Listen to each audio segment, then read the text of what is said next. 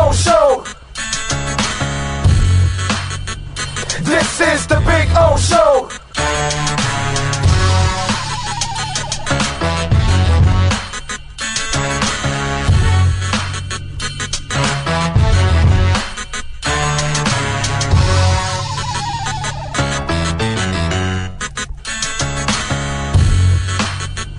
This is the Big O Show.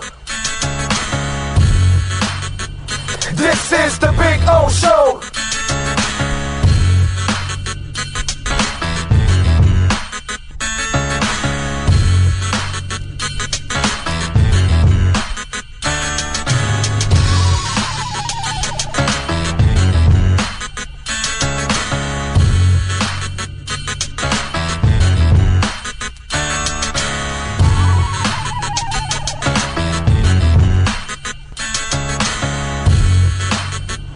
This is the Big O Show.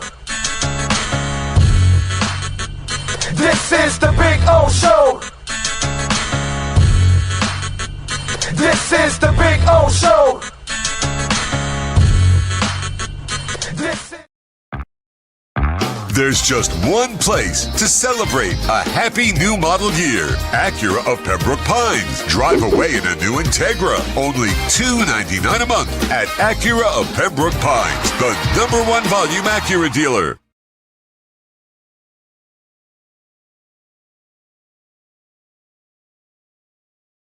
When presenting an award to an employee, athlete, executive, or fantasy GM, make sure you call Orvieto's Awards and More. For 35 years, these custom award specialists have been providing plaques, trophies, custom framing, while providing state-of-the-art laser and computerized engraving, UV printing, and glass crystal etching. They do all their engraving and printing in-house for quality control. Call Charles at 305-949-8098 or visit them at orvietosawards.com. Orvieto's Awards and More, where recognition is rewarding.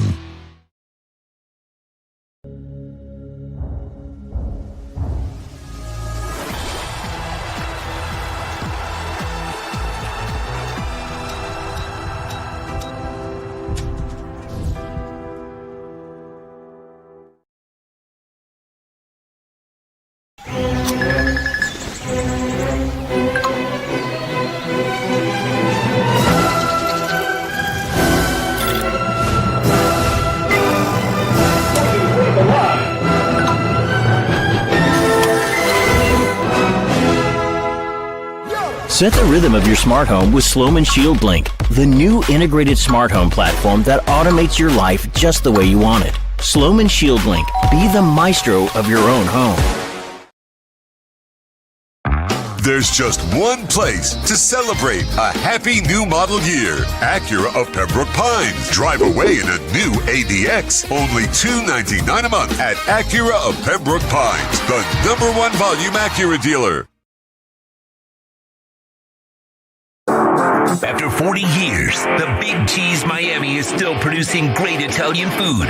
They started in 1984. Since then, they've been winning awards while being voted the best inexpensive Italian restaurant in Miami. Visit them for great food, amazing service. Witness the decades of Cane's memories. The walls are like a Miami Hurricanes Hall of Fame. The Big Cheese delivers anything on its menu or party platter menu to your home, office, or even a park for a picnic.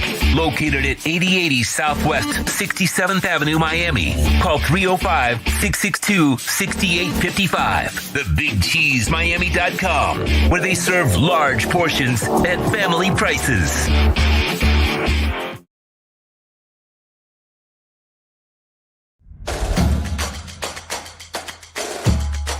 Welcome to Caneswear. New store, new items, same great experience. Family owned and operated since 2010, Caneswear has the latest merchandise from the Miami Hurricanes, Miami Dolphins, Florida Panthers, Inter Miami CF, and more. Come visit us at our store in Davie on University Drive, just south of 595, or online at caneswear.com. Caneswear, the spot Miami fans shop. The Sultan's choice for excitement and a caravan of savings awaits at Toyota of Hollywood. Your wish for savings has been granted with discounts of up to $4,500. Take a magic carpet ride in a Toyota Corolla, not $24,000, $19,988. Step into our grand bazaar where you'll find epic savings at the #1 volume Toyota dealer, Toyota of Hollywood, on 441 between Hollywood Boulevard and Sheridan Street. Open till midnight.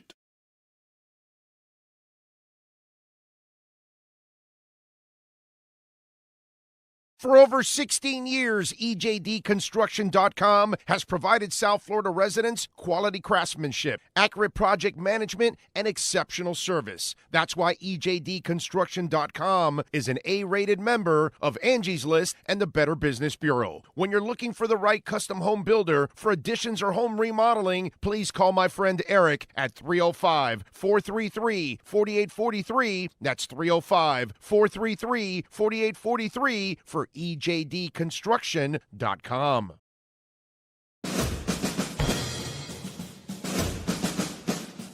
It starts every morning before the sun comes up.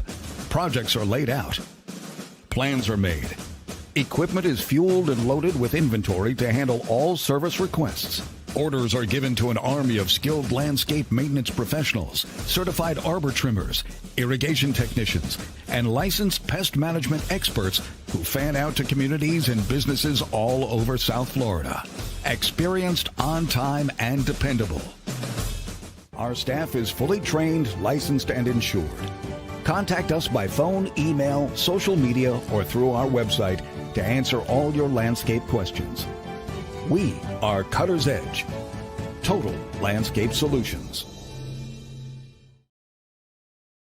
When it comes to your smile, confidence is so important. At Moody S Dental, they provide the services to get your smile back. This family-run practice prides itself by offering the latest technology to give your family the best experience possible. Moody S Dental has been in business for over 30 years with offices in Hialeah and Plantation. They accept most major dental insurances. They provide free new patient exams, 20% off select treatments. To qualify, please follow us on Instagram at moodys.dental. Moody S Dental has been in business for over 30 years. To schedule an appointment in Hialeah, call 305-821-0231 and Plantation 954-692-6825. From Invisaligns, dental implants, same-day crowns, and the preventative care and preservation to get your smile back. Go to moodysdental.com to find out more and tell them Big O sent you. Before you buy or lease a Honda, Volkswagen, Hyundai, or any other model, compare Subaru, rated #1 in safety at Subaru of Pembroke Pines. Buy with 0.9% financing, 0 down. Forester with symmetrical all-wheel drive, $259 a month. Crosstrek with symmetrical all-wheel drive, $239 a month. During the Subaru A Lot to Love event at Subaru of Pembroke Pines, South Florida's #1 volume Subaru retailer. Hi, this is Jeff Welt from Welt & Rayom. Dan and I have been in business together for over 22 years. We're not your typical lawyers. When Dan's not working in the office, he's flying his stunt plane. When I'm not in the office, I'm either getting tattooed, bowling, riding a motorcycle, or going to concerts. We might not be your typical attorneys, but we are aggressive attorneys, and we'll do whatever it takes to get you what you deserve. Consultations are always free. Call us anytime, 24/7. Welt & Rayom can help. If you're looking to take your home or business to the next level, then RM Contractors can assist you. RM specializes in new residential turnkey, new commercial turnkey, home and office remodeling. Call them for free estimates. Serving all of South Florida, licensed and insured. Call Ray, 305-345-3649. You work hard to create the perfect atmosphere. You dream it, we'll build it. RM Contractors, 305-345-3649 or Instagram at RMC Fisher Island. There's just one place to celebrate a happy new model year. Acura of Pembroke Pines. Drive away in a new ZDX. Only $459 a month at Acura of Pembroke Pines, the #1 volume Acura dealer. Have you points, statements, or beliefs expressed on the following program by the host, guests, or callers are not necessarily the opinions of FantasyXS.com, Media Group Inc. ownership, management, sponsors, or website. The game is final. Tua and the boys are in the locker room. Let's go over what happened in this game in our Dolphins post-game show with Big O. The post-game show is brought to you by Welton Rayom, Acura of Pembroke Pines, Hialeah Park Casino, Toyota of Hollywood, RM Contractors. The stats are final. The insiders are ready. The platform is mastered by the one and only Sean Stanley. Now, let's find out what the Big O thinks about this matchup as we start our Dolphins post-game show. Here's Big O. You know what I think? I think the Dolphins suck. That's what I think. Yeah, they suck. That's why they're 2-7, because they suck. They suck because they got a Mike McDaniel who starts the freaking game by putting Jalen Wright inactive and Taj Washington. And that was it. And that was it. Once you start with stupidity, you end everything. You can't teach stupid. You can't just, there's no way you can correct stupid. You can't fix stupid. And Mike McDaniel can show you that he might be an intelligent person, and he probably is when it comes to maybe figuring out problems or drawing up plays. But when it comes to common sense, he has none. And, you know, you lose Ollie, and, you know, only this moron goes into a game against the Baltimore Ravens with two running backs. Only this freaking moron. There's only one moron. Well, there's two of them because the owner's a moron. So let's start off with moron number one. But okay, moron number one, nobody can control. He owns the team. You know what I mean? But the moron that runs the team killed his team right from the get-go. Right from the get-go, everything you all predicted out there, that McDaniel will do exactly what he didn't do last week. And this week, when we look at the running numbers, what are we looking at here all of a sudden? The Dolphins end up running how many times? 20 times for 87 yards. And where's Ollie Gordon? 2 and injured. Where's Wright? Oh, he's inactive. That's why you have 3 running backs, you moron. I mean, you watched it last week, and then you back away from that. And then, you know, tonight is, and this wasn't like a big night or anything, or a big moment or anything like that, or bright lights or anything like that. No, this was to see if you could put 2 competent games together. That's all we're asking. Are you asking for like the playoffs? Because I know they weren't even going to the playoffs from the offseason. So I know you're not going to the playoffs. I know you're not reeling off 8 or 9. Like I told you guys already a couple weeks ago, Greer and McDaniel are gone. They're history. They're in the archives already. The only way they save their ass is if they win 8 or 9 games. That's not going to happen. So that's the word from the building. They win 8 or 9, they might have a chance to save themselves, but they have no chance of winning 8 or 9 because you have that moron as your head coach. That's a really stupid human being that run at halftime. Why, if you're not going to throw a 50-yard pass, okay, because whatever with Tua, whatever it is, dude, just take a knee. Why even put him at risk to get injured? That made no sense whatsoever. It's 1 second, just knee, boom, that's it. It's over. You know, just little things like that just shows you he's a stupid coach. He's just a stupid coach. And then his team, well, you know, today what you saw in the first half, and some, of course, in the second half with Washington's fumble, with Akini dropping another pass, with HN dropping a beautiful bomb that was dropped in, besides all the stupid stuff that happened in the second half. But if you've been a Dolphins fan, okay, you've lived for moments like Super Bowl, and, you know, you got a linebacker there with an interception and he drops it. You kind of live with that. It's the AFC Championship game against the Patriots, and there's 4 fumbles, and you don't have a rematch with the Bears. You know, this is who this team is. It's a team that chokes all the time. And that's who they are, and that's who they've been. And when you look at that first half, how disgusting.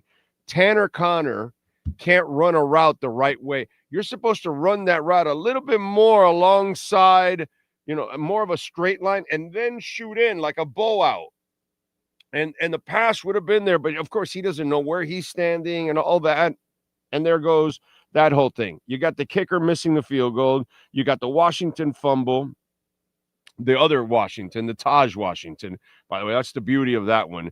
You put Jalen Wright inactive, you activate Taj Washington, and his fumble leads immediately to a touchdown, which was just beautiful by Taj Washington. Phillips, again, he gets a late sack in the game, but early when he had an opportunity to help stop a Raven drive that ended in a touchdown, he had Lamar, and once again, there is no bigger choker at defensive end than I've seen ever than Jalen Phillips, dude. My God, I've never seen a guy that constantly is almost there for a sack or has the guy and he can't hang on.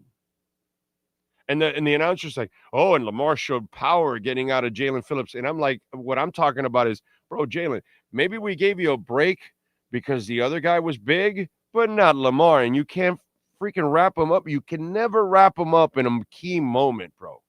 Jalen Phillips has lived his entire life based on potential. We keep waiting for it. And I'm the guy that says, wait, at the end of the year, he can't ask for much. You can keep him around for a year, or two, a short contract, small contract. Forget it, bro. Forget it. Just go away, bro. Just go away. Just get lost already, Jalen Phillips. Jesus Christ, I'm tired of watching you always be almost. Then you get the bad penalty on Ollie. That was a horseshit call. But I can't count on that as for the whole game because you played with so many mistakes. Poor Ollie. That was a horseshit call on the kid slipped. Anyway, Achane runs the wrong route. He beats Hamilton to the corner. Tua made the right I don't like McDaniel. He made the right call there. There was no safety help. Achane split right to the corner of the end zone. He will beat Hamilton easily for that. And Hamilton's a hell of a player, but he's not going to beat Achane in a sprint to the end zone. And Tua would have led him perfectly. Achane didn't read it. Whatever you want to say, that was actually a good call. That was a good read by everybody except Achane. And he runs around. There were so many mistakes. It's so typical of the Dolphins. This is what we live. You know what I mean? It's Ray Lucas rolling out in a half right before against Buffalo, and he throws a pick six. And you're like, yo, what the, this is so Dolphins. And I've just lived it for, 40-something years here. The constant screw-ups that this team has in all kinds of moments. And there you go. The fan base knows you're dog shit. All they're asking for is, okay, you played a really responsible game. Can you guys do it again? No. Could not do it again. There's no way. And the defense, by the way, God bless them. They did their best early on, man. They kept them in there. And, and by the way, the defense and Tua, those two things, I don't blame really them for the I blame the mistakes along the way of individuals and all that, but the defense actually played all right, and Tua played fine, dude. He made more than enough throws, more than enough plays. It's just people kept screwing up. There's a scene where he's talking to Larry Borum. because you know how he screwed up in that first half. And you could tell, to being a decent dude trying to encourage him and all that, he's got to work with Larry Borum. You know, it's just it's a disaster. It's a disaster. You know, and Sean, I hope I hope while you're looking at the Dolphins stuff, I hope that something comes out that McDaniel's fired or something. He's not coming out for. Is he out in the podium? Please depress me that he's out in the podium. It just, you know, sucks, man. Sucks. You know, you were hoping that you get a half decent game, whatever. Look, at least now, here's the bright side. We have that group of fans that just want losses for draft picks. They got their wish. Last week, they were pissed. Those of us hardcore fans were like, hey, man, they're going to play well. We're going to root them on. But the draft pick fans, they win today. The draft pick fans are happy. They're like, screw it, bro. The season's done. We got to get one of those two quarterbacks. We need to get the Indiana quarterback or the Alabama quarterback. We need one of those two guys. You know, so we got fans just worried about one of those two players. So those people are happy as hell today. Okay, they're celebrating. Good for them. You know, at least there's a part of our fan base that very in a twisted way, they're happy, man. You know, and so I'm good. I'm happy for them. You know, at least they feel something there. You know what I'm saying? Cash App or Venmo at Cash Big O Show. That is Cash Big O Show. Cash App or Venmo. And you can make a Bitcoin, Ethereum, or Chainlink donation. Ray, thank you, sir. He says our coach is MVP of stupidity. Amen. Bro, that's the omen of all omens. We were doing the pregame show, and Jalen Wright comes out inactive. And somebody in our pregame show on the chat, I got to give him a little love. I forgot the gentleman's name. Sean probably would have remembered it, but he wasn't with me on the pregame. But he said maybe Jalen Wright is already a trade target. So they didn't play him today to trade him. If he gets traded, then that's the only reason why I understand that they didn't play him, because if there's an agreed trade, they don't want to risk injury. So that part I do understand. Now, if he's not traded, and this moron, that's the omen right there from the get-go. So you're going to eliminate a running back against that physical team because that's her style. You know you want to come at them. HN's coming off a terrific game on Sunday. You want to overwork him 4 days later. You lost Ollie. So the worst case scenario happened.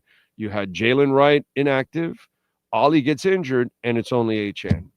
You're a freaking idiot. These are things like, you want to like McDaniel because you know that he's not a bad person, right? You know he's a decent human being, but he's a goofball. He's an idiot. He's a moron. He's a nincompoop. And that was it. And immediately, Taj Washington, the player you chose to activate over him, is the guy that creates the big mistake that gives them the momentum right from the get-go. And that's just a buffoonery move right from the get-go. And you bury your team. So, what Ray is saying is 100% right. The MVP of stupidity. Thank you, sir. Peter German, thank you for the love on Venmo. Remember, on Cash App, Venmo, you can also send your questions, comments, insults, and all that kind of stuff. And maybe you have a compliment for us. I don't know. At least for Sean, not for me. Peter German, thank you for the love, sir, as always on Venmo. We appreciate you. Dolphins are exactly who we thought they were. Wow, we did become one-dimensional quickly. Tua really looks lost on the field these days. Can't seem to slow down his progressions. Peter, he had nothing to do with today. Zero, bro. He made tons of throws for all these guys. They screwed up left and right. Tua played winning football for the offense, Everyone else failed around Tua today. Everyone. Do not even look at Tua's direction today. Tua does not deserve any criticism whatsoever today. He made the plays. If everybody else does their jobs and catches the football and blocks and doesn't commit penalties and if Jalen Phillips gets a real sack like he's supposed to, and if the kicker hits a field goal and all that kind of stuff, it's a whole different ball game. So, Peter, love you, brother, but do not even look in Tua's direction for today's game. Not even close, dude. He was the only competent piece along with Achane on offense. And even Achane, who's a marvel, screwed up a couple times. He screwed up a touchdown. That's 7. And he screwed up that other bomb. That you don't know what that leads to. So, that has nothing to do with Tua. You guys can hate on Tua all you want. Today, Tua had nothing to do with the loss at all. At all. Everyone else failed today. But, if you want to look at it that way, that's fine. But I completely disagree with you. Today had 0 to do with Tua. 0.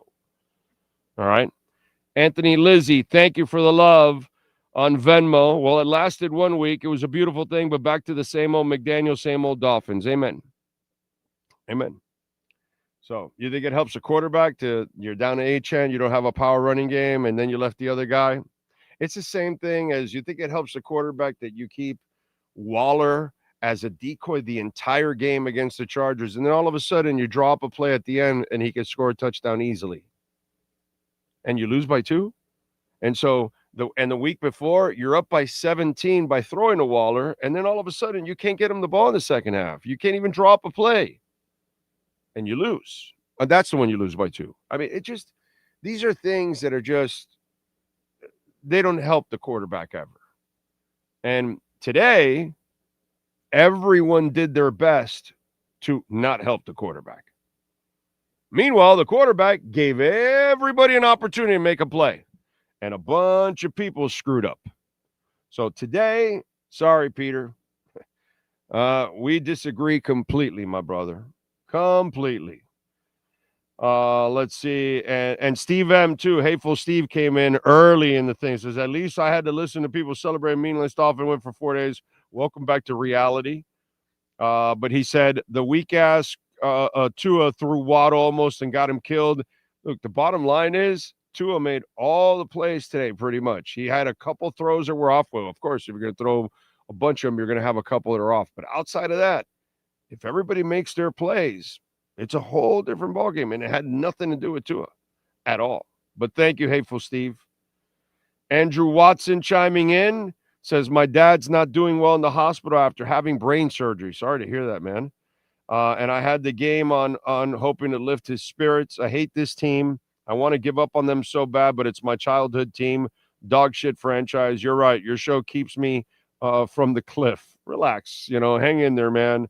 Family's more important, my brother. I hope your dad gets well. And we kind of do a disservice to ourselves counting on the Dolphins in one way, shape, or form. It's sad, isn't it? It's really sad that we actually count on the Dolphins when we shouldn't. There's no reason for any of us to count on the Dolphins. And then what's worse is we pass it on to our kids. And then those poor kids have to carry the burden too. I get it. But you know what? I'm just like you, dude. I'm not leaving the team. I'm not leaving my wingman. Okay? It is what it is. I am who I am. I can't do anything about it. So, I've been a fan of one team forever, and it's not going to change. What can I say? Cash App or Venmo at Cash Big O Show. That is Cash Big O Show. Cash App or Venmo. Carlos, thank you, sir, for the love on Cash App. He says, for the refs sucked. Fins were no better. Yes. But I'm not going to blame that horrible call on Ollie as the whole difference maker of the game when So many guys. Look, dude, I don't like McDaniel, but in the first half, a whole bunch of guys could have made plays and changed the complexion of that game completely. And it was on them. I can't blame the coach when the players are dropping footballs, committing penalties, that these are things, running the wrong routes, whatever it is. It's frustrating. It just is. And I get your frustrations out there, man. I totally get it, dude. But man, it is a situation that is an absolute bitch that we have to deal with as fans, man. Oh God. Tony Kantorski. Is it Kantorski? I think. Therapy. Thank you, Tony. Appreciate you for the love on Venmo, sir. I hope I did not butcher your name. I hope I got it right. And thank you for your generosity. Oh, man. Cash App or Venmo at Cash Big O Show. I told you guys this would be a bad season.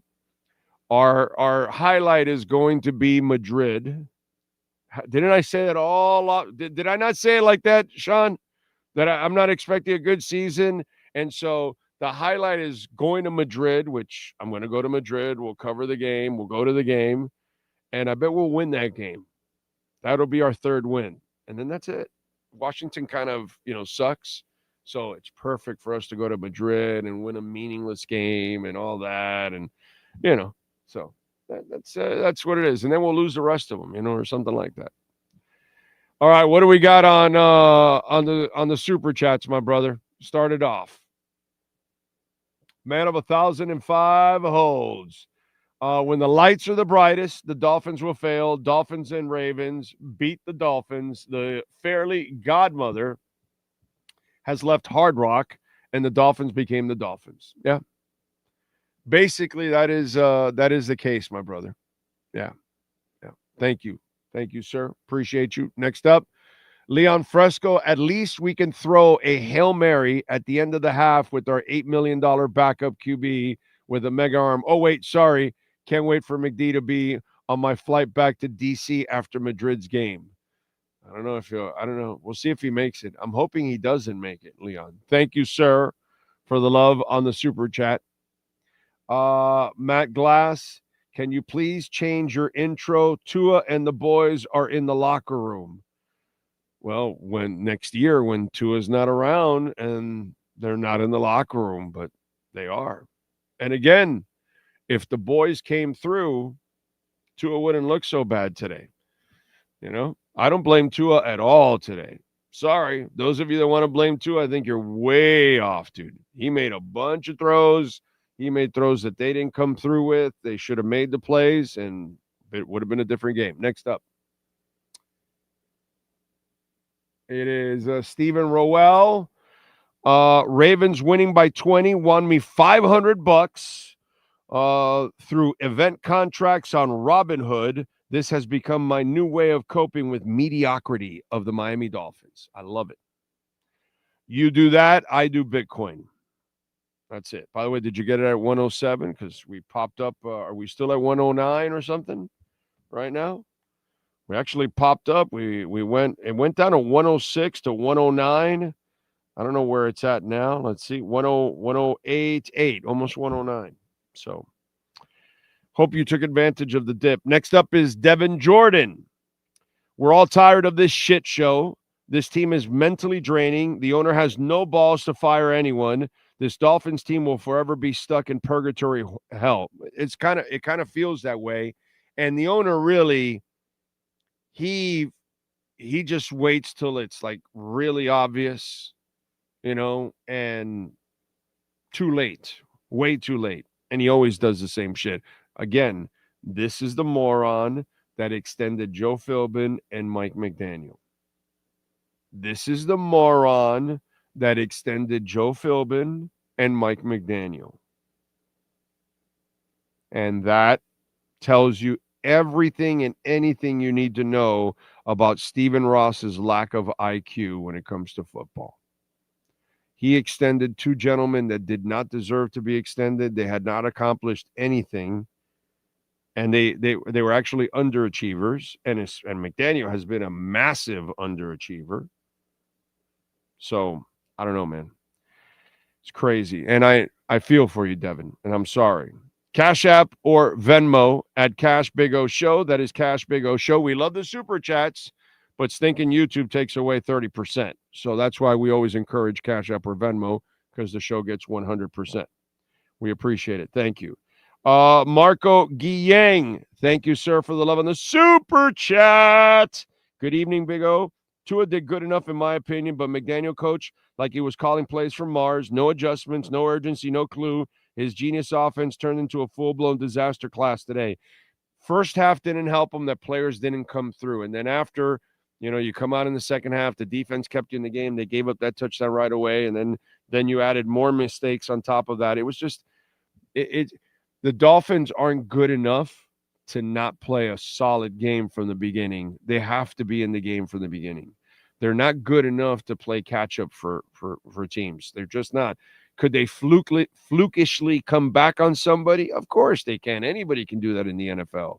But if they play like this, where they're constantly making mistakes and setting themselves, back, it's over for them. Constantly. They're rarely ever going to get out of that situation.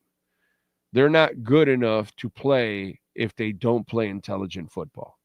If you're going to play stupid football and you're going to make mistakes and you're going to choke in moments and all that kind of stuff, you're not going to get anywhere. Marco, thank you, sir. Appreciate you on the super chat. Next up, it is Randy Rodriguez. 3 passes from the Ravens, 30 after the punt. McD special. Yeah. I agree, Randy. I agree with you, my brother. It's the man is a disgrace. And by the way, did he go to the podium? Did the loser go to the podium?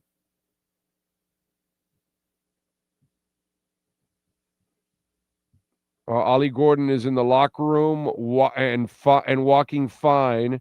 Now, it doesn't mean the ankle isn't serious, but it doesn't look as bad as it initially seemed, says Omar Kelly in the locker room. So far, only Tua and Jordan Brooks talk. Okay. Joe Shad says, I asked Jalen Phillips if he's hoping that he's not traded. In part, Jalen said, it's out of my control. I would love to stay here. If I get traded, I get traded. But I'll have another reveal for my next baby soon. Oh, I'm sorry. I added that part. That was me. I'm sorry. Yes, sir. He made it to the podium. Unless they're talking to him in the locker room. But he said, we came to play. It was obvious in the first half our team could play toe-to-toe. We felt good about our plan. You've got a red zone turnover on downs, a missed field goal. That's setting up for failure. Yep. Joey, appreciate the super chat. My brother, it's over already for Greer and McDaniel. I already said this 3 weeks ago. Everybody else has gotten on our bandwagon because we're always ahead of everybody else, way ahead of everybody else when it comes to the Dolphins. But we already told you a few weeks ago that it was over for him.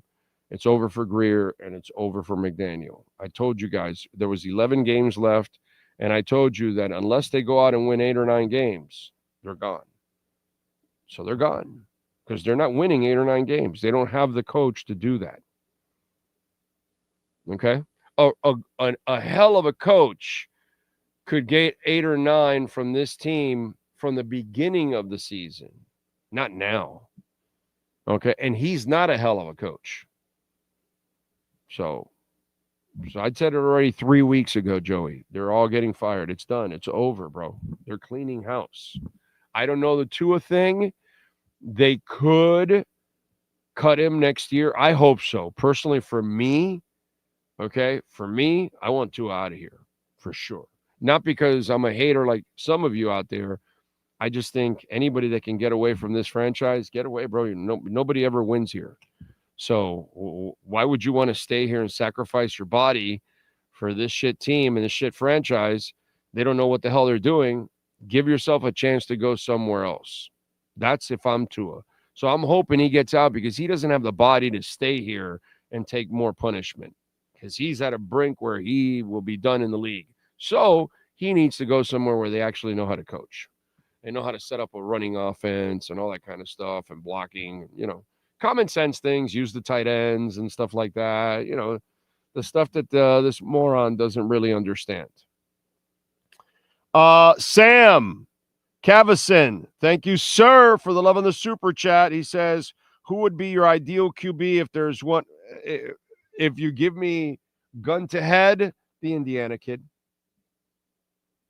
I know, but see, I don't want to say this like this because then you guys think, oh, yeah, my Cuban background, so I'm picking the Latin kid. No, it has nothing to do. I think he's actually just slightly better than the Alabama kid. That's all. That's it. Those are the guys.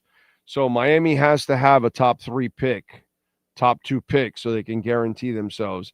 And I think if you want the Indiana guy, you better have the number 1 pick. I think eventually the Indiana guy becomes the number 1 guy. So we'll see, but that's just me. It's early. We still have to see the rest of the season and the playoffs, and who knows what happens, injuries, That's why I don't like getting into all those hypotheticals, because so many things change in a few weeks, and we haven't had the season play out. How about if the Indiana kid goes out and flops for the next few weeks and throws a bunch of interceptions? Then we're talking different. You know what I'm saying? So just let me find out that the Dolphins have the top 2 pick, that they didn't win 3-4 games here in the next stretch and play their way out of it. I don't know. And then we're talking stupid stuff because they don't have a shot.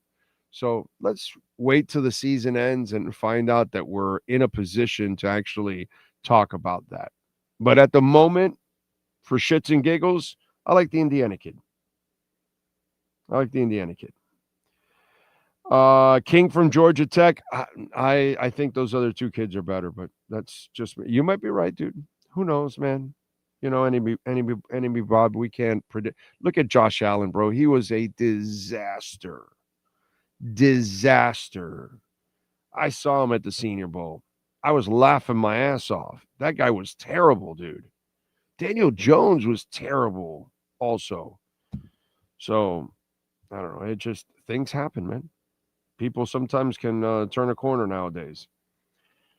Sellers from Carolina, yeah. Nice. Probably my 3rd guy, 4th guy around there, but yeah, either way. Big O head coach as the OC. Omar and Bo Camper. Yeah. 1-16 was never this bad. At least that team played close games. They did. Well, they had a better structure for the team. I gotta say, led by a moron, but yeah, he actually had good assistant coaches. I remember too. So yeah, he did have a couple good assistant coaches, and that probably helped in keeping him very competitive, especially on defense. And once he went after tractor trailer, that's when Cameron really lost the locker room.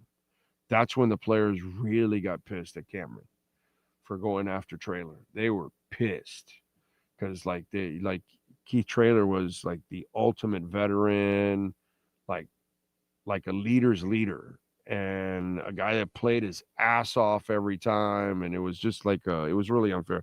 And that's old stories, and we don't need to get into them now, but that's stuff that goes on more for the regular talk show when I go into those directions and I start ranting and raving and talking about any of those days when I was covering the team. Anyway, Cash App or Venmo at Cash Big O Show. That is Cash Big O Show, Cash App or Venmo, and you can make a Bitcoin, Ethereum, Chainlink, or Solana donation there on Venmo, because they do it all. Absolutely all.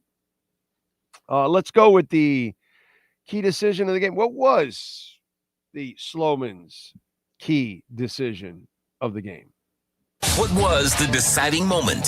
Who made the right move? Where did the game change? It's the Sloman's key decision of the game.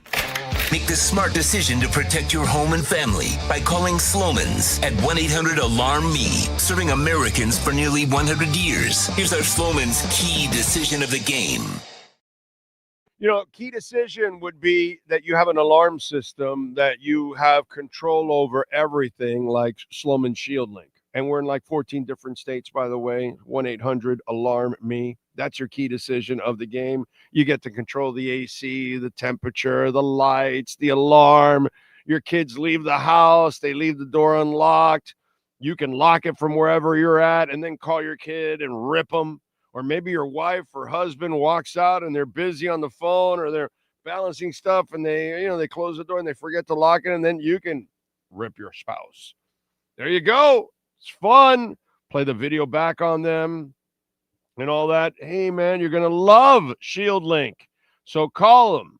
Now, this makes you very smart, having Shield Link, because you're controlling everything. You got dogs in the house like we do. Turn on the air if you think it's getting a little too hot, all that kind of stuff. Well, your head coach is supposed to also be in control. And the head coach, Mike McDaniel, if you can call him a head coach, after coming off a stellar week where you used 3 running backs and Jay Wright was in there from the first quarter last week, and you knew you were on a short week, 4 days. Achan's not a big back, and you're going up against a physical team, and you want to keep Lamar and Henry off the field. How do you do that? You do sustained drives. You use running backs. And what was his key decision? Oh, let me add another receiver, another midget receiver in Taj Washington, and let me leave Jay Wright inactive, because, of course, against the Baltimore Ravens, we're only going to need 2 backs, and let's overwork Devon Achane.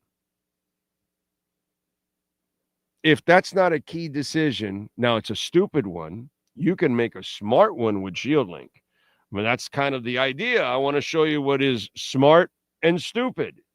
Stupid is Mike McDaniel. See, Mike McDaniel, he doesn't have the proper Shield Link for his team, but you could have the proper Shield Link for your home. Call 1-800-ALARM-ME, and don't be Mike McDaniel. Make the key decision. Get Shield Link. Our key decision of the game is brought to you by Sloman's Home Shield. When you want to protect your home, family, or business, call Sloman's at 1-800-ALARM-ME. There's just one place to celebrate a happy new model year. Acura of Pembroke Pines. Drive away in a new Integra. Only $299 a month at Acura of Pembroke Pines, the #1 volume Acura dealer. Yes, it is. And go see Larry Schlossberg, Pat Nasto, Tony Stampone, all the amazing people out there. They know how to get it done at Craig Zinn's, Acura of Pembroke Pines. Peter German is back. Big O, I finally figured out the curse. We need to bring back the Orange Bowl. Nah. We need a real team. We need real ownership, and we need a real team. The Marlins have won at that stadium, and so unfortunately, we just have had poor leadership dating back to the Orange Bowl, and then moving forward. And unfortunately, it started with Shula. Shula was just able to coach his ass out of situations, but he put himself in those positions, constantly making bad picks and bad trades in the 80s into the 90s. And by the time he got to the mid-90s and the cap had come out in those first couple years, he buried the team in a cap problem too. So the incompetence started in the latter part of the Orange Bowl years. You had some success, but it was masking the inefficiencies that you had in personnel, because once you lost Beathard and Thomas and Young, those were the people that were your heart and soul of your personnel department. And once you lost that, you started making bad decisions. And ever since then, there's been bad decisions, and it's buried the Dolphins. we just got lucky that we had Shula to kind of mask it. But then after that, once you started with Jimmy, then it really got exposed, whether it was your decisions on or off the field. And that's what it was. Jimmy started by leaving us Dave Wanstead. That's like me walking into your house, and I just dropped like a roach bomb. Hey, what's up? Hey, how you doing? Hold on a sec. I'm going to go over to the living room. Light it up, and I'm going to walk out. Hey, guys, I just lit up a roach bomb here. You guys may want to leave. Because that's basically leaving me Wanstead. You just left me a roach bomb. That's it. You built up a defense, and then you found me an incompetent coach that couldn't fix an offense. So you screwed up what you at least laid the groundwork for one thing that was good, but ruined it after by leaving me Wanstead. You know? It's like Leonard Hamilton saying, "You'll be fine. Here's Perry Clark." You got to be a hardcore sports fan to follow this show, by the way. So, yeah, man, it's ridiculous what goes on in this place, unfortunately.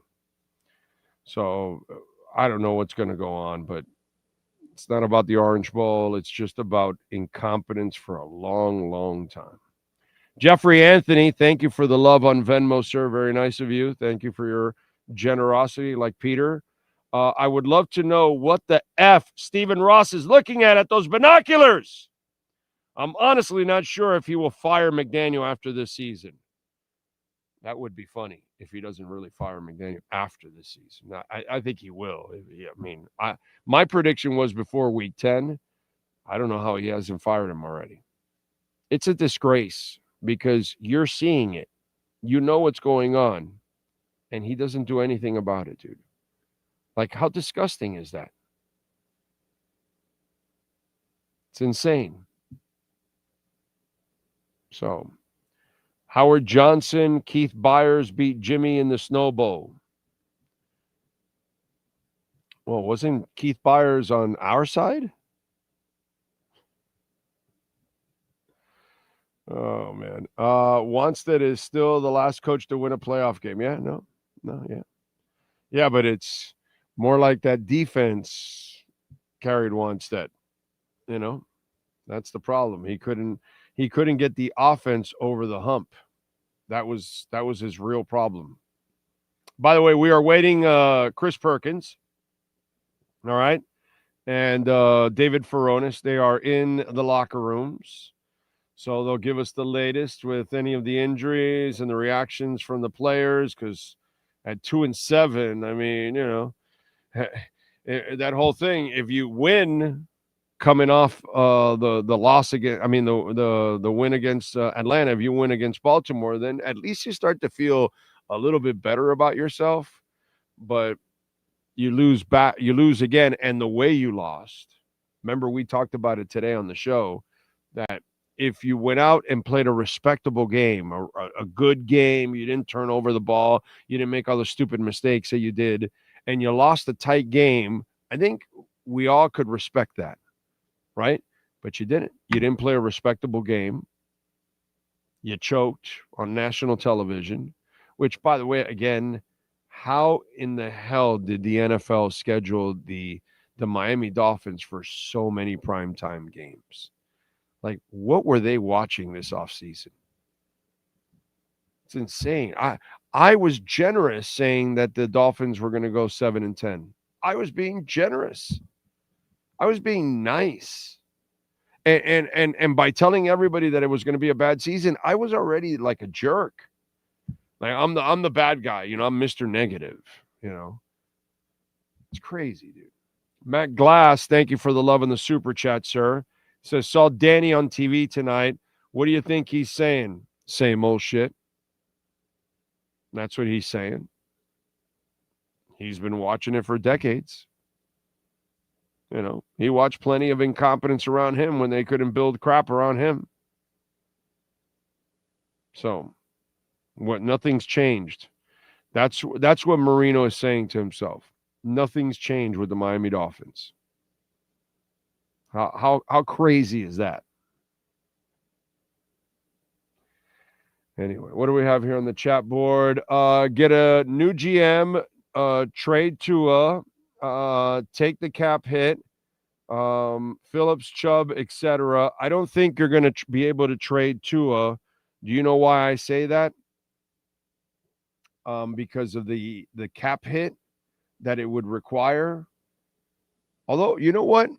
Now that I say it, I think that Miami would accelerate most of it, and maybe it's something that they could trade because they can rework the deal and massage it where they can spread it out for another year or two and lower the number from him. But he already got the guarantees from Miami, so he's going to be able to do that. So they could be able, they might be able to trade for him. Somebody might trade for him. Yeah. Actually, there could be a chance. I think that could be a possibility, but they have to do it post June 1st so they can split it and do all that, all that silliness that we always talk about, But yeah, it's a possibility. Yeah, I think that's one that could happen. Yeah. All right, Cash App or Venmo at Cash Big O Show. That is Cash Big O Show, Cash App or Venmo, and you can make a Bitcoin, Ethereum, Chainlink, or Solana donation, of course. Big O, Shula was before my time, where his draft selection's always questionable, and Marino masked the problems of the entire time. Yes. He had from Eric Kumaro to trading for Robin Senline, trading Carter for Robin Senline, Eric Wright, not Davenport. It was Davenport, right? The running back that not Davenport, it was Overstreet, Sammy Smith, Jackie Ship. It just, oh my God, it goes on and on and on and on. Eddie Blake and Green and the other linemen we talk about all the time. Just, oh my God, so many terrible decisions. And he was such a great coach that he would make up for it in other ways, and then Marino would mask other things. But there was, Marino hit a lot of stuff. He was really special. It reminds you a lot of what Elway did with Denver early on, where he would get to Super Bowls. It was funny because Omar Kelly was going back and forth with somebody. It came on my timeline, and he goes to some guy. Elway was never good enough until Terrell Davis. And I corrected him because that's improper context. And I said, Elway was always more than good enough. His teams were never good enough until that defense and Terrell Davis. That's how you phrase it. You know what I'm saying? And that's the thing with Marino. Marino is so special that you were able to get to one Super Bowl. But when you got there, you got exposed that your team was dog shit compared to the San Francisco 49ers. So you got manhandled and you didn't even belong on the same field. Marino belonged on the same field with anybody, but you need help. And Marino never got that help. So yes, he masked a lot of stuff. Yes. He does what Eric Spoelstra has been doing for 10 years for Pat Riley and Mickey Harrison. Okay? That's what Eric Spoelstra has been doing. He's been masking how bad the front office is for... There you go. That is exactly your example, young man. That's your freaking number one example right there, baby. You want a perfect example of Shula Marino, Spo, and Riley Harrison right now, baby. Right now. Last 10 years. Stupid decision after stupid decision after stupid decision after stupid decision after stupid decision, and he's gets the most out of everything. Gotten even to the finals, to the Eastern Conference Finals. The guy is amazing, dude. Amazing. That's it right there. Perfect. Terrible front office. Head coach is so good. He's so good that I have Spo moving ahead of Shula now.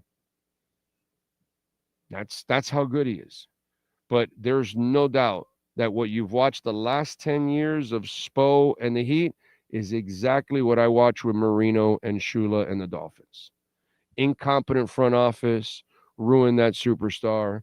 Last 10 years, you got the best coach in the NBA and you can't get them real stars. Same shit, man. Same shit. All right, let's get to it. Chris Perkins, baby. He's ready to go with our EJD. Oh, no, I'm sorry. It is David Furones with our Welt and Rayom Miami Dolphins post-game report. All rise, football fans, as the Welt and Rayom Miami Dolphins report with David Furones is in session. Welt and Rayom has more than 62 years of litigation experience handling insurance disputes. They are committed to resolving even the toughest insurance claims quickly. Call them for a free consultation. 954-966-4646. Here's Miami Dolphins insider David Furones. All right, my brother. Man, I got to tell you, if the inactive Jalen Wright and then Todd Washington, if that wasn't a sign of what you were going to see, what is it? Because unless Jalen Wright is being traded, No, I knew. I was talking with Chris Perkins while this game was going on, sitting next to him in the press box, like, man, this is what Big O was going to be most mad about. And I didn't know it was going to come as a first question. But, hey, no, I mean, with good reason, because if Ollie Gordon, obviously he gets hurt in the game, and then if you have one running back and if you wanted to spell him, you had to go to, like, I don't know, it would have been Malik Washington or someone to be your second running back. That would have been a horrible mismanagement. So, now at that point, then, like, you got to throw to get back into it. So, it's not like you were taxing Devon Achane extra hard down the stretch in that game. But, boy, that was that finally came back to bite them after they've been playing with fire with that for a few times now, going in with two running backs. And then now Ollie Gordon does get hurt in this game. And then you were in a bad spot there where Achane was your one healthy, active running back. So, inexcusable now once it does come about for that to go down that way. I mean, where does that make any sense anyway? In a game like this on a short week, why do you want to overload Achane anyway, dude? That's why you have a third back. When you're playing 4 days apart, I want to now give Ollie and Jay a little bit more power, a little more juice in this game. And here's the other thing is that you're running both of them out there. A lot of times they're both on the field. It's not like it's all like Achane this game, and then Ollie Gordon will just come in if needed, or he spells him here and there, or it's only Gordon if Achane goes down. And no, it's you're using both of them on a lot of plays. They are both out there on the field together. So the injury risk is high at that point when both of them are playing the snaps that they're getting. Yeah, and the poor kid, that was a bullshit call. Absolutely. Horse shit call, dude. Like, come on, dude. Like, that was not the penalty. I felt horrible for the kid. And, again, I'd love for this to be a really close and a really good game and then say that call right there changed the game and all that. But because of, that entire first half, all the screw-ups everywhere, left and right, everybody that had a chance to make a play failed to make a play, dude. Yeah. They were. I actually, I didn't even look at the halftime stats, but now I did post game, and the Dolphins had outgained the Ravens by double. Those miscues aside, they were kind of dominating the first half, and then it's a turnover with a fumble from in close to allow the Ravens to score an easy touchdown, having the miscue of two defenders running into each other. So the 4th and 1 where you have a false start and you get backed up, settle for a field goal that you miss. Phillips again has a chance for a big sack and a big moment. Jalen chokes Smith. the dog. Etienne drops a big pass. He also 4th and 2 call to Etienne on a fade route to with Kyle Hamilton covering him. That was a great call. That was a perfect throw. Etienne screwed up, bro. I'll take Etienne over Hamilton in a race to the corner. He'll beat him, and Tua will lead him into it. I don't have a problem with the call, and I don't like McDaniel, but I don't have a problem with the call or the throw. Etienne screwed it up. Unfortunately, the kid is phenomenal, but today he had 2 brain farts. I feel like there's not enough space for him to go out race him. It's kind of where'd they run that play from? What yard line? Well, I gotta go from the inside to the out, bro. From the inside to the out, that's 15, 18, 20 yards that they were running. And yeah, but I don't think Etienne's I mean, yes, he's obviously blazing fast, but I don't think he's going to create that much separation in that short of a space to warrant throwing it with an 8-inch disadvantage against Kyle Hamilton. All he needs to do is get in front of him, and that's it. Once he'll lay it right in front of him. That's it. You body the defender. He has no chance, or he interferes. One of the two.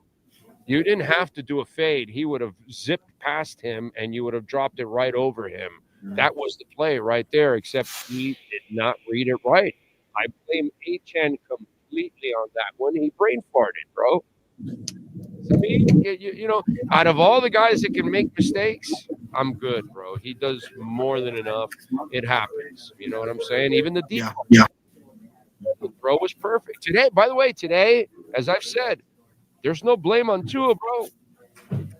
Tua, man, 95% of the throws you needed. If everybody else actually catches the balls and makes the plays and all that, I don't blame the quarterback today, dude. I really don't blame the quarterback today.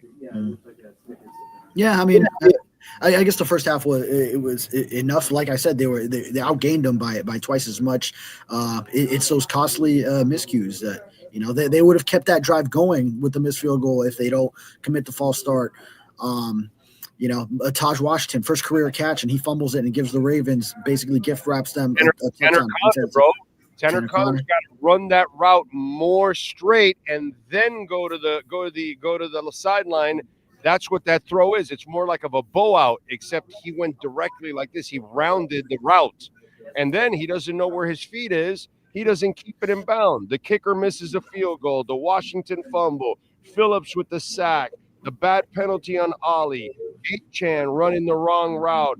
Akini drops the ball. There was so many that people screwed up in this game. Like, there's so many. Yeah. But, yeah, that's what happens when now you are relying on going to a Taj Washington, when you have to go to a Tanner Conner, and, you are on – I mean, Larry Borum has been the starter from every game but one this year, but when you do go down to that level, and this roster is for one, just didn't have much past the top level talent that it had, and then Tyreek Hill goes down. You have Darren Waller, but then he goes, and then now you're really feeling the effects of all of it when you have to rely on different guys who are making. Taj Washington, that's his first time ever touching the ball from scrimmage in a regular season football game, and he got a humbling, a warm welcome into what it's like getting tackled by an NFL player and how they can rip the ball out. But dude, who do you blame for that? Like, why would you put Washington in that position? And what would make you think that going into this game you would go with 2 running backs? Like, I don't. He always gets cute. That is McDaniel's thing. He gets cute. He overthinks everything. You saw what worked last week, and you went away from it. It's amazing. Yeah. It's what we thought would happen in the second half last week, and then lots of people said, "Okay, well then he'll do it now this week." And sure. Yeah. No, right. Yeah, I'm totally with you. I mean, if you simply go with Jalen Wright active and Taj Washington inactive, then that Taj Washington fumble doesn't happen, and then you're probably going in with more of an outlook to run the football, pound it like we saw that was effective against Atlanta. They went right back away from it. I'm with you. So it's amazing. Okay, so what everybody wants to know, why is this man still employed? Like, how was this press conference? Talk to me. Yeah, no, I mean, I definitely asked him about what fans are feeling right now. The broadcast showed all these fans with bags over their head. I didn't want to go with the same question about job security. He's answered it like 3 times, and he's answered it the same way. So, but we know his response to that question, and it's already come up a bunch. But yeah, I mean, he said he's taking this one on the chin like those fans, and that. Frankly, this team is not giving the fans anything to cheer about. So he understands it, said it sucks, said that this sucks. So, yeah, and as far as, I mean, this is on Stephen Ross. I don't think he's going to, well, I don't want to say it because now this is coming off now a short week. This would be the time to make a move. I feel like it felt like Mike McDaniel relieved himself of a lot of pressure with the 34-10 win, but then you knew if it went right back to a multi-touchdown loss, now that's looking more like an anomaly, and this team is looking more like this is what's consistent. It's the loss against Cleveland. Is this happening by 3 scores? So, yeah, the win against the Falcons now looks a lot more like an anomaly, a one-off instance, and this is honestly at 2-7 what the Dolphins are. So it's within the realm of possibility, but we felt like Ross would do this earlier, and he hasn't. So I don't know if he will, but no, definitely wake up tomorrow, just on pins and needles in case that news does drop. Don't forget, folks, to smash the hell out of the like button. We'd appreciate that. That gets the algorithms going. What's it called? Have you guys collectively approached the media relations and say, hey, when is Stephen Ross going to talk? When is he going to address anything? I would imagine this has happened, right? That you guys must be asking, because I know that he only talks normally whenever he would. It would be in the off season at an owner's meeting or something like that. But he has avoided the media for 3 years now, right? I think it is. So yes, yeah. What's more? Yeah, more than that now. Yeah, what's the deal with you guys and Ross? And because really everybody else is just a stooge right now. They can't answer anything. They have no power. They're nothing. The only guy people want to hear from is the owner, because everyone else is just a pawn in this whole thing. Yeah, no, we've definitely put in requests as an entire media contingent to get to speak with Stephen Ross. I believe it's the understanding that it's a running request that whenever we can, we would love to speak to the owner. But I know it used to be that Ross would always speak at owners' meetings in the offseason, and then that hasn't been the case since I've been on the beat. So the only time that he has ever spoken to reporters outside of a preseason team telecast in the booth was the morning that Brian Flores was fired over a Zoom, where he was at the team facility and explained that communication and collaboration was the key element in why the team moved away from Flores. So outside of maybe a statement when Mike McDaniel was hired, a statement grabbing the microphone at Dolphins Cancer Challenge, I'm really listing just all the instances, and it's few of them where we've actually heard his voice. Yeah, it's disgraceful. It's disgraceful because he asks season ticket holders of money. He asks for fans of money. They're paying parking. They're paying everything. Suite holders are paying a lot of money. He doesn't address a damn thing. It's been going on now for years, and he doesn't address his responsibility because nobody else has any credibility in the building right now. Nobody can talk about the Dolphins because everyone's on the firing line. And the only person that could answer to the public and the only person that can address the media where at least people can get some kind of answers is the owner. And the owner casually hides behind everything and asks you to renew all your season tickets and pay for this and pay for that. and he doesn't he doesn't even come out to apologize. That's how disgraceful Stephen Ross is. He doesn't even come out to have a mea culpa type of press conference at least once a year to say, I have failed as an owner. Don't look at McDaniel, don't look at Greer, don't look at the players. I have failed them or something. And he does nothing. Like, Viola is not disappearing from anywhere. Even Mickey Harrison, the family, they're not disappearing from anywhere. They're front and center. The Moss family is front and center, and they have controversies go on all the time with their franchise. And by the way, shortcomings. Okay, because right now that's been a disaster. They might be making some money, but they haven't accomplished anything on the pitch yet. And Jorge Mas is front and center addressing stuff always. So, it's pretty disgraceful that the owner asks of everything from everybody and he provides nothing. No, you're right. You're right. And then all that happens is an F1 racetrack is built and it takes away fans' parkings. Where I had someone messaging me today who hadn't been to a Dolphins game in a while and is saying, bro, do you know how I can get to the stadium without paying like triple digit just to park there?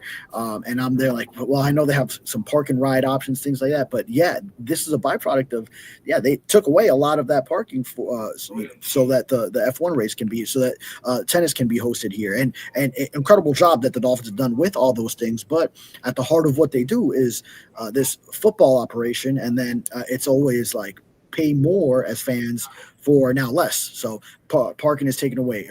Ticket prices only increase. Concessions, obviously, always. So it's a huge investment for these fans to just come out to the game. By the way, a genius move, masterclass to for the organization to go send out season ticket renewals, hold a week after the Browns game, send it out after 34-10 against the Falcons, and then 4 days later, you have this. They squeeze a lot of renewals right in that nice sweet spot right after the win against the Falcons before we see another disaster like this. Sucker more people into seeing another shit product that they put out every single year that never wins anything, because they never win anything decade in and decade out. And they got a coward owner, an absolute coward who hides and does not address the media and the fans. Stephen Ross, you are a coward, an absolute coward. Seriously, you don't deserve this franchise. You don't deserve this fan base, dude. You're a disgrace. You're a coward, which is maybe that's why your team's a coward, because the owner's a coward. All right, what do you got going on in the Sentinel, my brother? Because I know you're not going to do that. No, I was going to say, add on to that. Maybe the only other way would be is if, and we've talked about this as a media contingent, is if Tom Garfinkel could step up as his right hand man and speak. Tom Garfinkel is part of the money grab. He's part of building that whole thing out there and making it the F1 track and the tennis and all that, and making it more expensive for people. He's just a business dude. He has nothing to do with football. I don't want to hear from him. He brings nothing to the table with football. He's just another pawn. We need to hear from Stephen Ross. But if the Dolphins don't, if from the Dolphins' perspective, it's to just not put Ross out there for whatever reason, is at least if it's someone who has his ear, who is that tight to him to maybe get his perspective, then that would be helpful, at least if they're not going to bring Stephen Ross. No, it's not helpful because it means nothing. They're only. You're saying it would just be the PR spin. It would just be the total PR spin. They make no decisions. Tom Garfinkel makes no decisions. So he makes business decisions. He doesn't make football decisions. Okay? If he's the team president, general manager, if he's in charge of hiring, firing, then okay, bring him on. But he's not. It's Stephen Ross. And that's where we get the letters and the statements from. It's from Stephen Ross, not from Tom Garfinkel. We get them from Stephen Ross. So to me, that coward needs to talk. And maybe because he has no balls, that's why his team has no balls. All right, Follow him on Twitter at David Furones _ and catch his work there at the South Florida Sentinel. He'll be covering that cowardly ass team every day called the Miami Dolphins. David, it's my job. I know it's your job. Hang in there, my brother. Hang in there. All right, Welton Rayom. We got to tell you about Daniel and Jeff. They are bookend tackles. They are clutch. They got balls. Stephen Ross has no balls, but Jeff Welton, Daniel Rayom, I saw him crush Progressive Insurance. See? You know what I'm saying? Stephen Ross couldn't crush a grape. That's the problem there. But if you're dealing with bankruptcy, homeowner property damage, condo damage, criminal defense, business owner claims, commercial litigation, personal injury, please call my guys. They're in Hollywood. A lot of our listeners all over the state use them, okay? So not only in South Florida, 954-966-4646. And remember, if your business or home suffers any kind of damage, never call the insurance company. I mean, never. You call Welton Rayom first. They send their adjusters, so they assess the problem on your behalf. That's what it's all about. And then they attack the insurance company. You never deal with the insurance company. It's a beautiful thing. You only pick up a check at the office. 954-966-4646. This has been another session of the Welton Rayom Miami Dolphins Report with David Furones. At Welton Rayom, they don't get paid unless you win. They handle complex personal injury claims caused by the fault of another in both state and federal courts. They handle auto, trucking, motorcycle slip and fall, and bicycle accidents. Call 954-966-4646. Welton Rayom can help.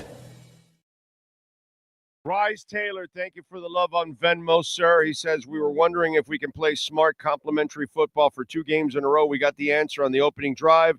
Not that Tua is blame-free. That would have been the first down pass to Waddle. You cannot do it. The positive was that the D, I thought, considering they did a good job.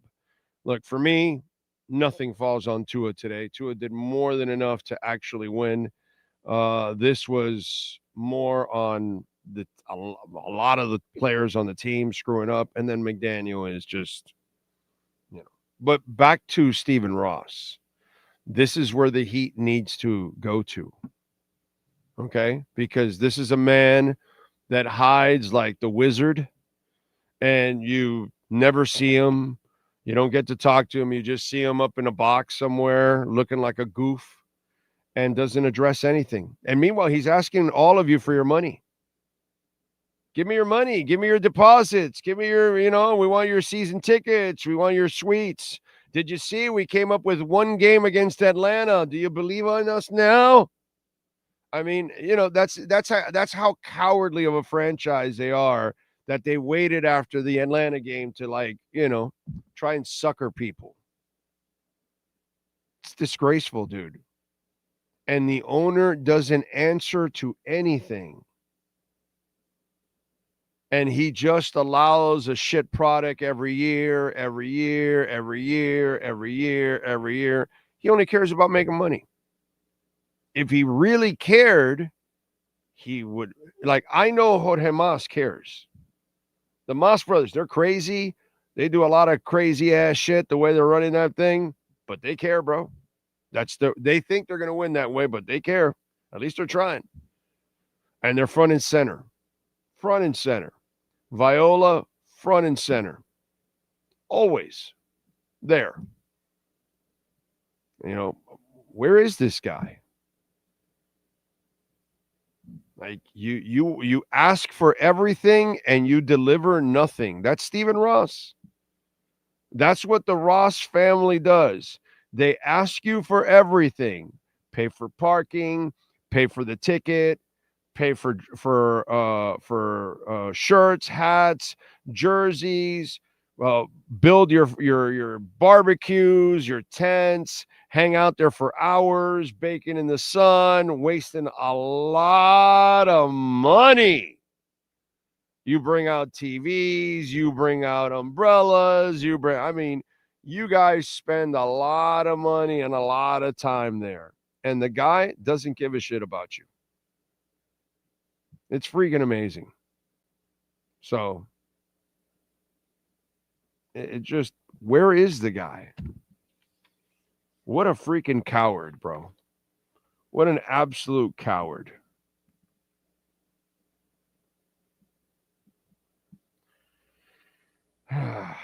It's a shame that that's what we're stuck with as fans. We're stuck with that guy.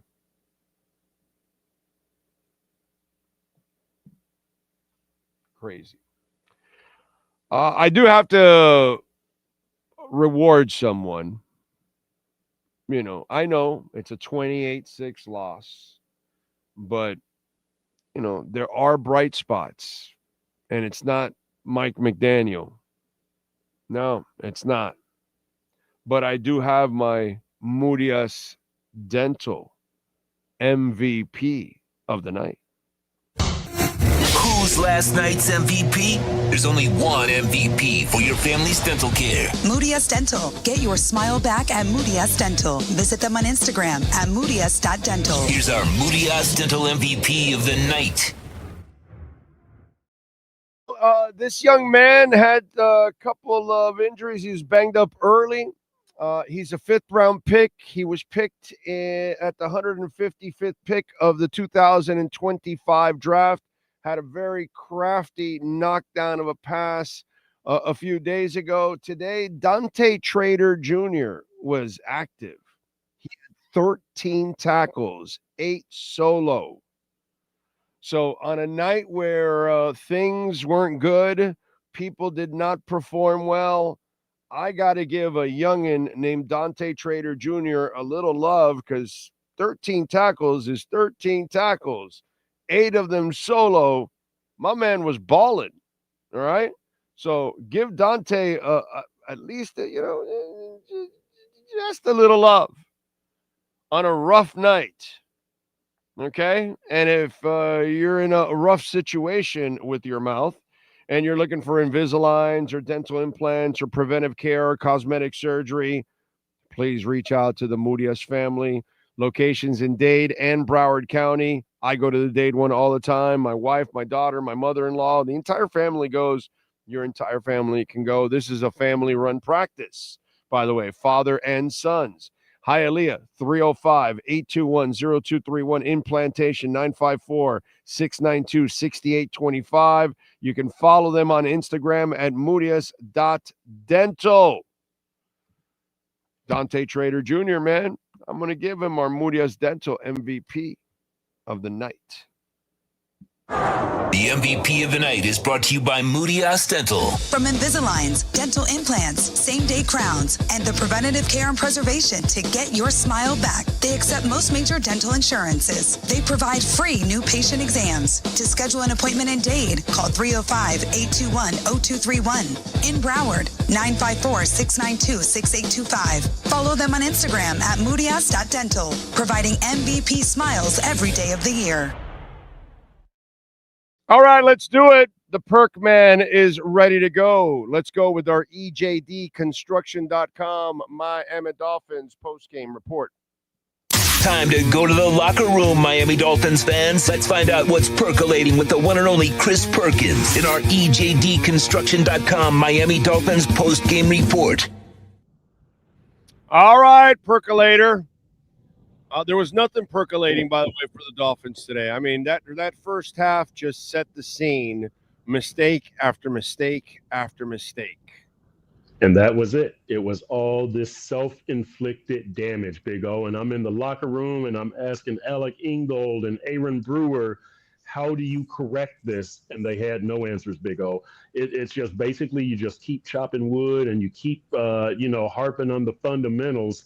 But it's clear that this is just a knuckle-headed team, that they are going to beat themselves if you give them the chance. I actually thought they outplayed the Ravens in the first half, but yeah, I thought they did, except for those mistakes. I mean, those mistakes is what really killed them. They I think Derrick Henry might have had I'm trying to think, maybe 30 yards rushing in the first half, and then you should have been more in that game in the first half. I don't know if you can say that they should have been leading at halftime, but they should have been more in that game in the first half, Big O. They just can't get out of their own way. Perk, if they make their plays, they are leading in that first half because, obviously, first of all, if the knuckleheaded coach keeps Jalen Wright active like he should on a short week so you don't overwork Chan, and just in case somebody gets injured, you already used him last week, and now you have him inactive, and you start Taj, and Taj is the guy that gives them 7 points right from the get-go. So that right there buries you. You know what I mean? There was a bunch of things that went on in that first half, a whole ton of mistakes that they buried. They easily could have been leading in that first half overall. They outplayed, Baltimore. And then again, like, what the hell is that coach thinking, keeping Jalen Wright inactive? The only thing is, I better hear that Jalen Wright gets traded. Yeah, that was a blunder. I mean, you the 3 running back rotation worked so well the previous game, just a few days ago, and you already go away from it. It just makes no sense.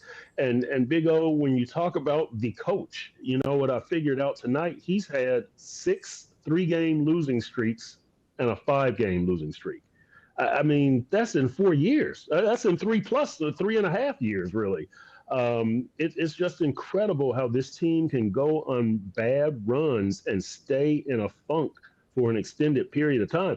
When you go on a 3-game losing streak in the NFL, that's you're looking at playoff hopes are gone, or getting a home playoff game is gone, or having a winning record is gone. All of that kind of stuff. 6 3-game losing streaks, Big O.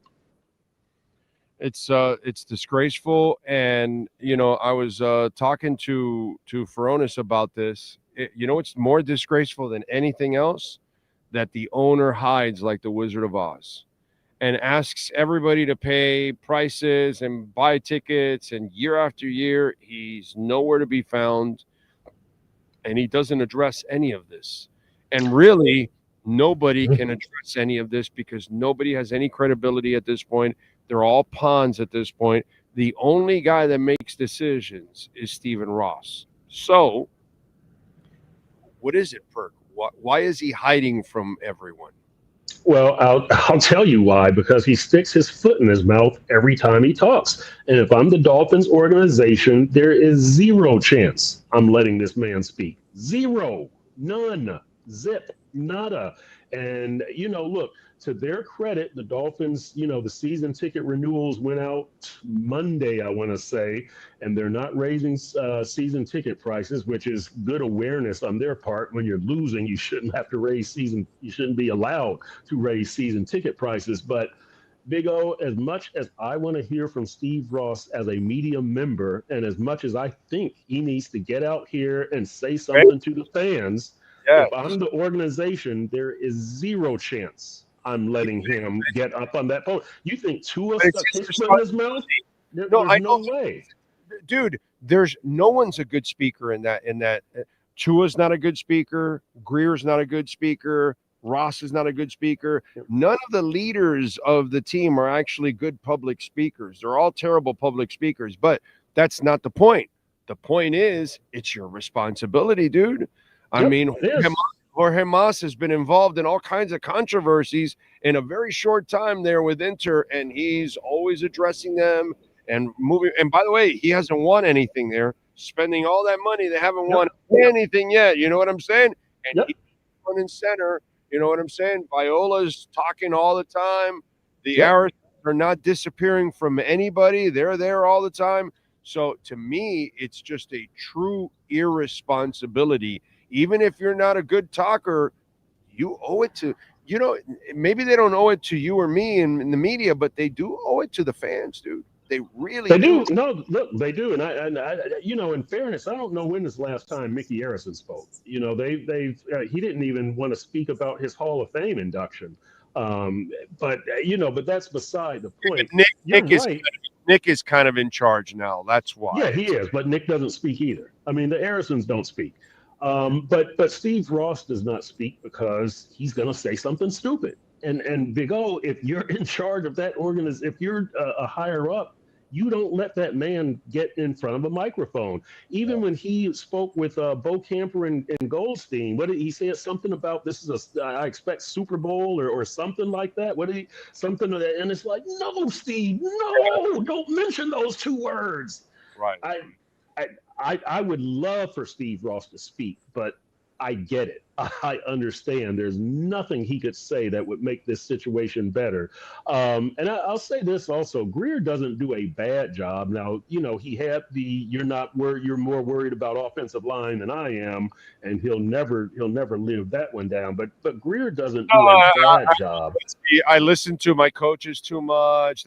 I could come up with the big thing with Greer, if you recall, when he was named the GM in 2016, one of his famous lines from that press conference was, "The dysfunction stops now," or whatever. Yeah, dysfunction's over. It's like, no, it's getting worse. It's actually getting worse. Yeah. The dysfunction is alive and well, unfortunately. And listen, I think he finds talent. Actually, Yeah, I do too. I actually think does. I just talked about Dante Trader, bro. Dante Trader, Big O, is a grown man, and I think I came on here after one of the games, and said that Dante, he stood in the locker room and he answered all the questions. He's a grown man, Dante Trader, and I told him, a few weeks back, hey, I love the way you stick your head in there, and he goes, I ain't afraid of nobody, and that's the way he plays. He's a grown man. I really like what he has. And Greer has found some talent. We'll both agree it hasn't been enough talent. And I always say that it hasn't been deployed correctly. But look, this is the first year of the McDaniel era where the team has sucked. They have underachieved and they've disappointed. When you're 9-8, you don't suck. When you're 8-9, you don't suck. Right. You're a disappointment if you have the talent that they had. This year they suck. I mean, they really do. And look, this goes beyond missing Tyreek Hill and Darren Waller and Austin Jackson and James Daniels, right? This goes to what we saw tonight, where 4th and 1 and Borum jumps off sides and then Riley Patterson misses the field goal. 35 yards. And Riley has been money. He's been solid. I think the only one he had missed was that, a 50-plus yarder? Yeah. He had been money. This ineptitude it's contagious, and it's infecting the whole team now. So I saw he made it to the podium. Why is he? Yeah. Why are you? Listen. One thing's changed now for some of you folks out there, because I wanted to do it a few weeks back, that I wanted Weaver in there, and people were like, well, Weaver's not doing a good job. Well, guess what? Weaver's defense has done actually a much better job the last couple of weeks with what he has to work with, so he shows you something. And today, his defense fought, dude, and kept you in the game early on. You didn't. And look, Jalen Phillips was right there again for a sack, and I mean, I can't blame Weaver for that. So, I just I would like a change, bro. Just, get rid of this guy already. Why are we going to keep McDaniel around for the remainder of the season? You're going to fire him anyway. Dude, at least give a fresh breath, fresh face, fresh words for the remainder of the year. Maybe Weaver can reach guys a little bit better, and you'll play more respectable football down the stretch and not this embarrassment. Yeah, I think, Big O, when I wrote a few weeks ago that Mike McDaniel should not return next season, I said it's just now a matter of how long Steve Ross allows him to twist in the breeze, because, this thing is that there's no hope for a playoff run. That's been eliminated weeks ago. And so you were, before I was saying that players were still listening to Mike McDaniel. I'm not sure that that's going to happen after this week, because there are just no answers. And when you talk about things like leaving Jalen on the inactive list, and, players notice things like that. And so I think at a certain point, and we might be at that point, they're just going to tune them out. And Big O, you know that this stretch, the Baltimore, Buffalo, Washington stretch was the stretch that many identified as the toughest stretch of the season. So now you enter this Buffalo game against a team that you are 1-7 against in the McDaniel era and riding a 7-game losing streak. Washington's not that scary. No, they're not. But it's I can see winning that game. You know that I can actually see winning that game. Yeah, and let's see what Jaden Daniels looks like, right, and everything like that health wise. But the next week's game. And by the way, do you know, Big O, that this is the third time in the McDaniel era that the Dolphins have played Baltimore and Buffalo back to back? It happened in 2022 early in the season, 2023 late in the season, and now it happens here. Of course, they won in 2022. They lost in 2023, and it looks like they're going to lose again in 2025. It's a rough two-step to have to do Baltimore-Buffalo back-to-back. Baltimore has always been the first game, but, yeah, it looks like they're I mean, who knows what happens next week? It's way too early to say. But the way it looks right now, unless Buffalo has some kind of a major injury to Josh Allen or whatever, you got to face James Cook and Josh Allen. Hasn't worked out for you very well in the past. Yeah, no, that's over there. All right, Perk. So you don't think any changes happen? I don't think so, but I wouldn't be surprised. I mean, this is a situation where what do you have to gain? 2-7 and going into the Buffalo game, maybe Steve Ross is hoping that Madrid that something happens that you can pull something next week and then pull something in Madrid, but I doubt it. If it doesn't happen tomorrow, I guess he'll make it through the Madrid game against the Washington Commanders. But I would think if you get to 2-9 and you lose these next two, that it'll definitely happen after Madrid. But boy, this is just there's just very little hope at this point of anything positive happening when you talk about going on a 3 or 4 game winning streak, not making the playoffs. Just going on like maybe a 3 or 4 game winning streak or winning 3 of the next 5, having the young players develop, having Tua catch fire, like all of that stuff seems like it's out the door. Anything could happen, but it's just grim at 2-7, and it's just grim, Big O. Yeah, no, I'm with you there. It's sad what's going on. I just wish for the fans and the players' sake that you would just change the voice in the room. That's the big thing. Just have maybe you might play a little bit more respectable. You may not win a lot of games, but right. You'll play respectable, and at least you'll show that you're not happy with what's going on. And it's just right. kind of, and that was what I wrote when I've already written this year about Steve Ross, Chris Greer, Mike McDaniel, Tua, and in the Steve Ross column, I said that he needs to show the fans that he gives a damn and that he is aware of what's going on. And not raising ticket prices is nice, but that affects such a small percentage of Dolphins fans, right? I mean, what percentage of fans are season ticket holders? So money comes from the TV contracts. The extra money from the tickets it's change in his ashtray, dude. Right, that's right. And by the way, Big O, huge patches of empty seats again tonight for another home game. It was almost a Ravens takeover. By the way, I caught a lot of shit for wearing Baltimore colors. Unintentionally, Big O. I wear what's clean. I just grab it out of the closet, and I come up here, and everybody, Perk, so you're going for the Ravens tonight. Dude, luckily the players didn't give me any shit. But can't you just say, dude, I look good in purple? So shut the hell up. Right.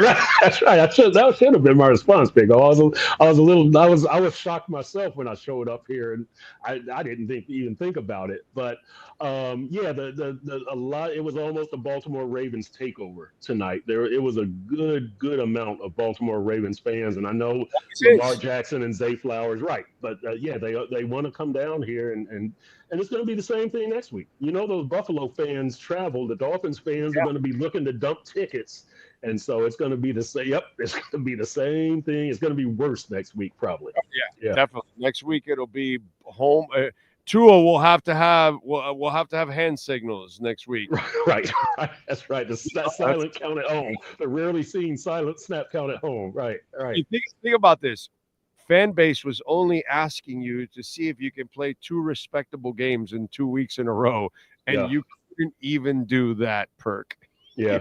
It's incredible, Big O. And you know what I was saying, Big O, and I told you this last week, that I thought what they did last week was repeatable because nobody, now Tua had the 4 touchdowns and no interceptions, which is what we saw from Lamar Jackson tonight, but nobody rushed for 200 yards. This wasn't like Jay Ajayi on the back-to-back 200-yard game. Nobody had like 5 sacks like Myles Garrett. Like, by the way, Tua didn't play bad. Tua didn't play bad. He didn't play bad. No, he didn't. Actually, everybody catches all the damn balls he threw. Yeah, it would have been much better. And if everybody else makes their plays, the field goal, and if they didn't have the bad call against Ollie Gordon, right? Bullshit call on Ollie Gordon. Yeah, wiped out a 36-yard completion. Yeah. Bullshit call on Ollie Gordon. That was terrible. Tua actually, terrible. I can. That's one guy I can take out of the equation from tonight and say, dude, he really didn't have anything to do with your loss. Yeah, he had the interception and he had 1 interception drop, but you're right. He didn't play. He didn't play a Hall of Fame game, but he didn't play a bad game. He did not. Nope. He didn't make bad decisions. He didn't try to force the ball. He didn't play a bad game. No. It just wasn't a great game, and they needed, as it turned out, they needed Superman tonight. Yeah, they needed something that was all worldly at this point. All right, follow him on Twitter at Chris Perk and catch his work there at the South Florida Sun Sentinel. Perk, will catch up next week, my friend. I appreciate you. All right, Big O. We'll see you. You got it. Call my guy, Eric. They do exceptional work at EJD Construction in Dade and Broward County, and not condos, only homes or businesses. And, folks, if you're looking for major remodeling or custom home construction, whatever it is you need to remodel that kitchen and upgrade it. You want to add another room. A lot of families are consolidating now because of finances and stuff. So some people are investing more in their homes and expanding them and those kind of things. So EJD Construction, been getting a lot of calls that way. 305-433-4843. Save it on that cell phone. They are fully insured, liability and workers' comp. So anyone that steps onto your property and gets injured, they are fully covered, and you will not be held responsible. By the way, if you don't hire EJD Construction and go to ejdconstruction.com, whoever you do hire, just one tip, okay? Please make sure they prove to you that they're insured and fully insured, because anybody that works on your property and gets injured, they could sue you. So once the company's insured, you're free of any liability whatsoever. So make sure you hire reputable people like my man Eric at EJD Construction. 305-433-4843. You've been listening to the EJDconstruction.com Miami Dolphins post-game report with the Sun Sentinel's Chris Perkins. For additions, home remodeling, and custom work, call Eric at 305-433-4843. EJDconstruction.com is the custom home builder and contractor you can trust. 305-433-4843. All right. Unfortunately, a terrible night. Dolphins lose 28-6. They dropped to 2-7. We'll be back tomorrow morning at 11 a.m. We'll be live at Acura of Pembroke Pines at 15601 Pines Boulevard, just off of I-75 and Pines. We thank Sean Stanley. We thank David Furones. We thank Chris Perkins. We appreciate all of you for tuning in out there. Don't forget to smash the hell out of the like button before you go. We'll see you tomorrow morning. Same time, same place, same bat channel. You've been listening to our Dolphins post-game show with Big O. The broadcast is brought to you by Welton Rayome, Acura of Pembroke Pines, Hialeah Park Casino, RM Contractors, Toyota of Hollywood, Caneswear, Sloman's Home Security, BigCheeseMiami.com, EJD Construction. The broadcast is mastered by executive producer Sean Stanley. Thank you for supporting the platform and our fantastic sponsors. Go Fins!